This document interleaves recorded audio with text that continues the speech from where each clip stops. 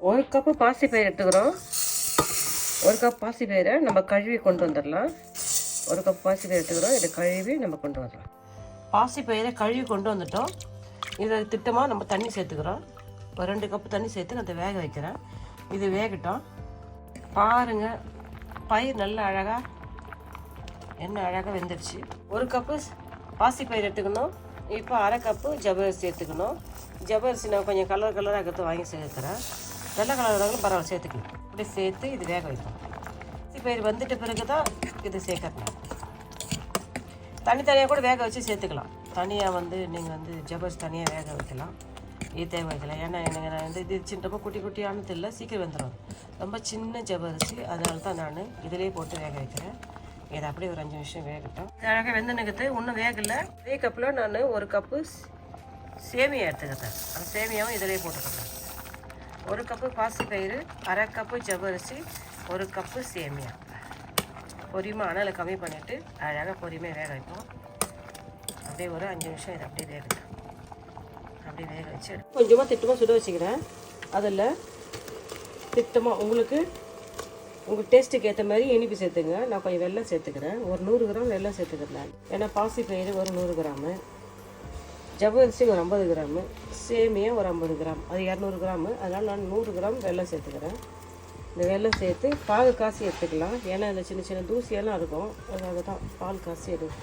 பாகு நல்லா காய்த்து 10 ஏலக்காய் தட்டி போட்டுக்கலாம். பாகுலேயே நம்ம அப்போ தான் ஃபில்ட்ரு பண்ணிக்கலாம். அதை ஏலக்காய் பாகு நல்லா கொச்சிட்ட பிறகு நம்ம இதை வடிகட்டிக்கலாம். அப்படியே இது கொஞ்சம் இப்போ நம்ம இதில் 1 கப்பு பால் சேர்க்குறோம். 1 கப்பு தேங்காய் பால் சேர்க்குறோம். சேர்த்துட்டு நம்ம இதை அழகாக கிண்டி விட்டுக்கலாம். தேங்காய் பால்லாம் சேர்த்தா ரொம்ப டேஸ்ட் நல்லாயிருக்கும். 1/2 மூடி தேங்காய் எடுத்து பால் எடுத்து நான் சேர்த்துக்கிறேன். போட்டு அந்த வெல்லம் அழகாக பொங்கிடுச்சு. போதும், இதை எடுத்துக்குவோம். ஒரு வடிகட்டில் வச்சு அழகாக நம்ம வடிகட்டிட்டோம். எடுத்துட்டு அழகாக இதை கிண்டிட்டோம். வெல்லம் சேர்க்கலாம், சுகர் கூட சேர்த்துக்கலாம். இதில் ஒரு பிஞ்சு உப்பு சேர்க்குறேன். நம்ம ஸ்வீட் செய்யக்குள்ள சும்மா இனிமேல் ஒரு பிஞ்சு உப்பு சேர்த்துட்டா டேஸ்ட்டு கொஞ்சம் நம்மளுக்கு எக்ஸ்ட்ரா கிடைக்கும்.